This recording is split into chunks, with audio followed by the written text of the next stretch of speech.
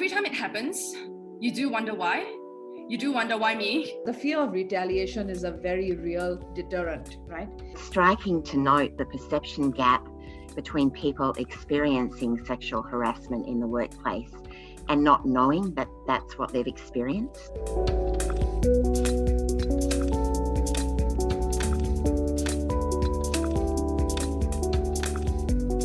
Only 3 in 10 reported it to at least one official channel.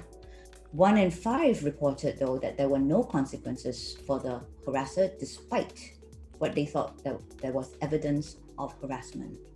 And finally, half of the people who reported said that they had a negative experience. They either had no response or delayed response, or they were dismissed, or the person receiving it was dismissive or very discouraging, right? So I think that is an indication that we need to train our managers and our HR in ways that they can handle this better. Now that we actually have the statistics, I hope that this actually brings about more awareness and galvanizes us into action across the different platforms. So legislation, organizational change, and individual responsibility. I've worked for 6 companies. All of them have been MNCs. Out of these 6 MNCs, I have experienced sexual harassment myself personally at 4 of these 6 MNCs. And every single one of these MNCs, they have these amazing sounding diversity and inclusion policies, right? And I think this is where the dissonance comes. The dissonance actually comes when, the first time you get harassed, you raise something, you actually believe what has been written, and you realize there's actually this entire gray zone in which no one really tells you what it actually practically means for your reputation, your career. None of the people I spoke up about, or behaviors, none of them lost their jobs. At most, they got a nice sort of smack on their wrist. Do employers have a legal obligation to prevent and manage workplace sexual harassment? Now, obviously, we have the umbrella of the Workplace Safety and Health Act, but as we know, that's geared towards protecting the physical safety of people. So it's to prevent industrial accidents at the workplace.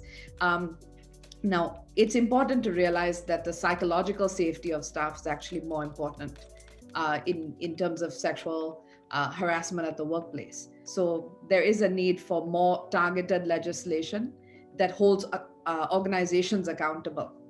What the unions will do is try to establish an overarching agreement called collective agreement, whereby the employer by law is required to establish a safe work environment and establish a protocol or probably procedure to address workplace harassment. Corinna, I want to turn to you to ask about the kind of support that AWARE's Workplace Harassment and Discriminatory Advisory provides to workplace sexual harassment victims. So we will walk them through all of the options, both legal options as well as more like HR practical options.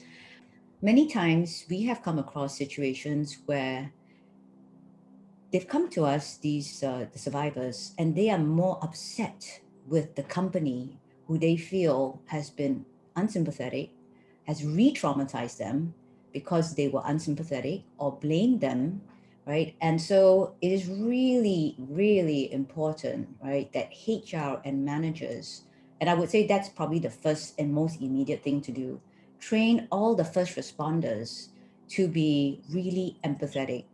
So I'll give you a short example of a recent case we just did, which we privately mediated in the end. This person was sexually harassed in the workplace by her boss, senior C-suite executive. So, very accomplished lady. And she raised it to her HR, and the HR actually laughed at her. And the HR said, he's so cute, surely you must fancy him.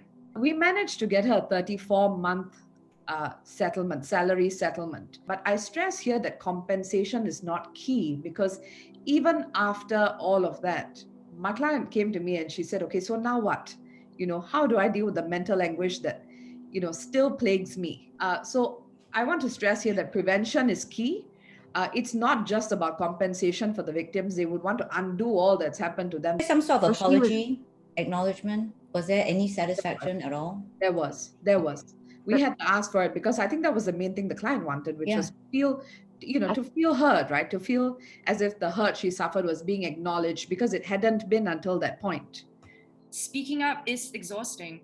I do know that all these whistleblowing policies that they put in place, they sound really good on paper. I'm not sure they've really learned. Many people have actually figured out how to implement it appropriately.